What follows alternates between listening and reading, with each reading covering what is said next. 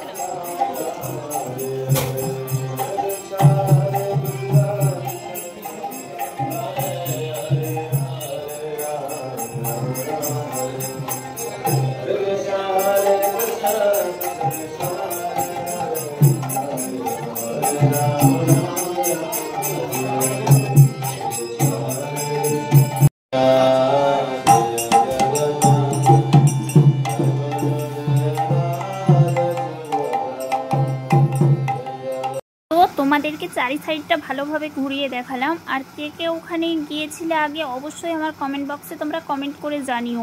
আর আমরা কিন্তু ভালো সময় চলে গিয়েছিলাম, কারণ আমরা ওখানে পৌঁছেছিলাম প্রায় 12:30টার সময়, 12:30 পেরিয়ে গিয়েছিলো, প্রায় 1টার সময় আমরা ওখানে পৌঁছেছিলাম। আর একটা থেকে দেবতাদেরকে ভোগ নিবেদন করার সময়। তো যাই হোক, আমরা যদি আর একটু লেটে পৌঁছাতাম তাহলে আমরা দর্শন আর পেতাম না। তো আমরা যে পোনামারি করলাম তারপরেই দেখলাম যে পর্দা দিয়ে ঢেকে দিলেন। তো যাই হোক, আমরা এই সাইডের দিকে এখন ঘুরতে এসেছি। সাইডে আছে শিব মন্দির, তো শিব মন্দিরেরও দর্শন করলাম। আর হচ্ছে যে এই সাইডে আছে পুকুর, তো পুকুরের সামনে তো যেতে পারছি না, পুকুরের হচ্ছে গেট বন্ধ আছে, তাই জন্য পুকুরের সামনে যেতে পারছি না। তো যাই হোক, এবারে আমরা ফিরবো। আর এই যে এই সাইডটাই শিব মন্দির বলছিলাম, তো তোমাদেরকে আর সামনে থেকে দেখালাম না। তো আমরা এবারে ফিরার আমাদের সময় হয়ে গেছে। তো আবার নেক্সট কোথায় যাব সেটাও তো অবশ্যই তোমাদেরকে দেখাবো, তোমাদের সাথে শেয়ার করব। আর এখনও আমাদের এখানেই ঘোরা শেষ নয়, যেহেতু আমরা অনেকগুলো জায়গায় এখনও যাব। তারপর দেখতে পেলাম এখানে ডাব বসেছে, আর রোদটাও প্রচুর পরিমাণে ছিল। তো ডাব কেটে দেখা যাচ্ছে এই যে নারকেল হয়ে গেছে।